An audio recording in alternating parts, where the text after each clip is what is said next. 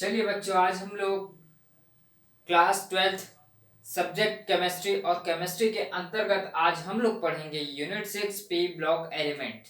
P block element में आज हमारा टॉपिक रहेगा अमोनिया निर्माण की हैबर विधि। मतलब हैबर विधि के माध्यम से अमोनिया गैस का निर्माण कैसे होती है और किस प्रकार किस प्रोसेस में जो है बनाया जाता है, तो इसको आज हम लोग समझेंगे। ठीक है, सबसे पहले देख लेते हैं कि यहाँ पर अमोनिया में nitrogen gas N2, nitrogen gas और हाइड्रोजन गैस, है ना, हाइड्रोजन गैस मिलकर के NH3 निर्माण करते हैं। ये है अमोनिया।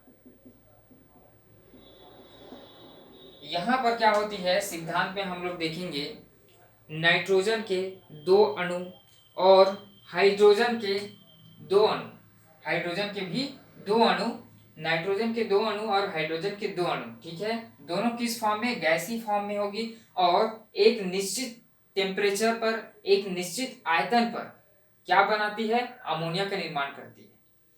चलिए देखते हैं नाइट्रोजन। अब समीकरण को हम लोग क्या करते हैं, बराबर करें तो नाइट्रोजन के दो अणु और यहाँ पर हाइड्रोजन के तीन अणु हैं। क्या है, हाइड्रोजन के यहाँ पर तीन अणु हैं, तो हम लोग क्या कर सकते हैं, इनका संतुलन करेंगे तो तीन अणु यहाँ पर मिलाएंगे, तब क्या होगी, समीकरण संतुलित हो जाएगी। ठीक है, तो यहाँ पर जब होती है क्रिया, नाइट्रोजन गैस और हाइड्रोजन गैस की अभिक्रिया होती है, तो उस दौरान क्या होती है, निश्चित ताप और निश्चित दाब पर किया जाता है और निश्चित टेम्परेचर पर किया जाता है, एटॉमिक टेम्परेचर देखा जाता है कि नहीं। तो उसी प्रकार हम लोग देखेंगे कि यहाँ पर नाइट्रोजन गैस और हाइड्रोजन गैस दोनों को क्या किया जाता है, मिला दिया जाता है। जैसे ही नाइट्रोजन और हाइड्रोजन गैस को इस पंप के माध्यम से मिलाते हैं, तो इस पंप के माध्यम से होते हुए कहाँ जाती है, उत्प्रेरक में जाती है। और ये जो है कौन कौन सी फॉर्म है, यहाँ पर देखेंगे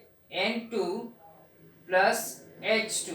ठीक है, नाइट्रोजन और हाइड्रोजन गैस दोनों पंप के माध्यम से संपीड़ित होती है और संपीड़न होकर के एक टेम्परेचर, निश्चित टेम्परेचर होती है, जनरली 200 से 300 ATM एटमॉस्फेरिक टेम्परेचर होती है। यहां पर हम लोग लिख सकते हैं 200 से 300 एटमॉस्फेरिक टेम्परेचर पर क्या किया जाता है, टेम्परेचर पर उसको आगे खिसकाया जाता है। ठीक है, संपीड़ित किया जाता है, आगे निकाल दिया जाता है। जैसे ही ये आगे गैस उत्प्रेरक कक्ष में आती है, कहाँ, उत्प्रेरक कक्ष में आती है, तो यहाँ पर देखेंगे उत्प्रेरक कक्ष में क्या हो जाती है, Fe2O3।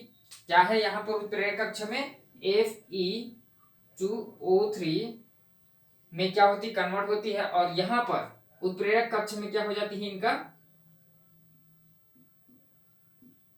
गर्म किया जाता है। क्या किया जाता है, गर्म किया जाता है और यहाँ पर एनर्जी रिलीज होती है। क्या, एनर्जी रिलीज होती है। जनरली यहाँ पर जो है एनर्जी रिलीज डेल एच, यहाँ पर जो है एनर्जी रिलीज कितनी होगी, डेल एच के फॉर्म में 46 किलो जूल में, कितनी, 46 किलो जूल में एनर्जी रिलीज होती है। जैसे ही यहाँ एनर्जी रिलीज होती है और ये क्या करती है, वहां से ऊर्जा उतनी ज्यादा मिलना चालू हो जाता है और जैसे ही उतनी ज्यादा ऊर्जा इनको मिलेगी, यहाँ पर उत्प्रेरक कक्ष में क्या होगी, वो हीट हो जाएगी और हीट होने के बाद यहाँ पे फॉर्मेशन कर लेगी कौन सा,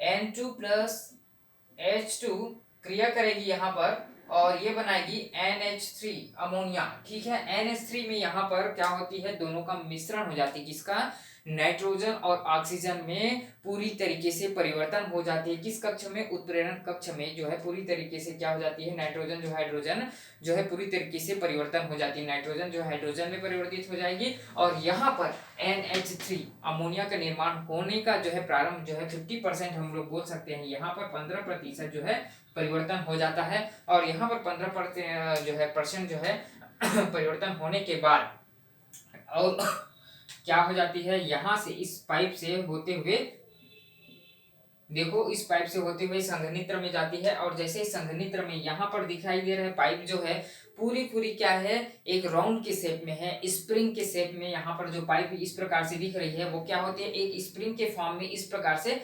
घुमावदार होती है ना। और यहाँ पर जो अमोनिया निर्माण की प्रोसेस है वो कंप्लीट यहाँ पर होती है। और यहाँ पर देखेंगे कि जैसे ही यहाँ पर तीनों रूप में, कौन कौन सी तीनों रूप, NH3 का ये तीनों जो रूप है वो यहाँ पर तीनों गैस के फॉर्म में यहाँ पर आती है। और जैसे ही आती है और यहाँ पर गैस अलग हो जाती है और वहां से लिक्विड अलग हो जाती है। जैसे कि यहाँ पर देखेंगे कि ये जो पोर्शन है नीचे का, यहाँ पे जो है ठंडा पानी जो है पानी के फॉर्म में, यानी कि यहाँ पर बिल्कुल ये क्या है, ठंडा पानी हमें मिलती है। और यहाँ पर देखो ये जो है लिक्विड यानी कि पानी के फॉर्म में हमें नीचे इकट्ठे हो जाती है। जैसे ही ये पानी के फॉर्म में इकट्ठे हो जाती है और जो गैस बनती है, और वो गैस कहाँ है, यहाँ पर जो गैस बनती है वो गैस इस पंप के माध्यम से होते हुए इस प्रकार से आगे बढ़ती है और आगे बढ़कर के फिर से उत्प्रेरक में आती है। जैसे ही उत्प्रेरक में आती है यहाँ पर देखेंगे NH3 का निर्माण पूरी तरीके से हो जाती है, क्योंकि लिक्विड जो होती है वो नीचे रह जाती है और गैस क्या होती है वो बन करके फिर से उत्प्रेरक कक्ष में आ जाती है। तो यहाँ पर गैस का बनना स्टार्ट हो जाता है संघनित्र में। ठीक है, हैबर विधि द्वारा अमोनिया निर्माण सबको याद हो जाएगा, बहुत ज्यादा इंपॉर्टेंट है, बहुत ज्यादा इजी है। ठीक है, ये जो है Fe2O3 ये क्या है, उत्प्रेरक का काम करता है। यहाँ पर मैं लिखा हूं उत्प्रेरक। जैसे ही Fe2O3 उत्प्रेरक का काम करता है ना, और उत्प्रेरक का काम करता है और उसके साथ वर्धक का काम कौन करता है, उत्प्रेरक के साथ मोलिब्डेनम जो है वर्धक का काम करता है। याद रखिए, यहाँ पर देखेंगे कि N2 गैस फॉर्म में है प्लस 3H2 गैसी फॉर्म में है, और एक निश्चित टेम्परेचर, मतलब हमने टेम्परेचर दिया 200 इंटू 300, मतलब 200 से 300 हमने क्या दिया वहां पर एटॉमिक टेम्परेचर दिया, क्या दिया, एटीएम, एटॉमिक टेम्परेचर हमने दिया। और वहां पर देखेंगे 673 केल्विन पर हमने क्या किया, उतनी एनर्जी के फॉर्म में यहां से देखोगे तब जाकर के ये जो है NH3 में कन्वर्ट होती है। ये सारी प्रोसेस मैंने वहां पे बता दिया है। और उसी प्रकार से एनर्जी रिलीज होती है, यहाँ से ऊर्जा रिलीज होती है कितनी, 46 किलो जूल में। तो इस प्रकार इनकी सिद्धांत आप लोग को लिखना है। सिद्धांत में लिख सकते हैं यहाँ पर कि एक आयतन और नाइट्रोजन गैस की 3 आयतन, एक आयतन नाइट्रोजन गैस, मतलब यहाँ पर देखेंगे कि नाइट्रोजन का एक आयतन और हाइड्रोजन का 3 आयतन। यहाँ पर मतलब जब भी हम लोग लेंगे तो एक आयतन किसका है, नाइट्रोजन की, और हाइड्रोजन की 3 आयतन। तो सिद्धांत में लिखिएगा कि एक आयतन नाइट्रोजन और गैस की 3 आयतन हाइड्रोजन गैस आपस में क्रिया करके क्या बनाती है, अमोनिया बनाती है। यह एक ऊष्माक्षेपी क्रिया होती है जिसमें अमोनिया के बनने से आयतन में कमी होती है, क्योंकि कुल 4 आयतन अभिकारक से 2 आयतन क्रियाफल प्राप्त होते हैं।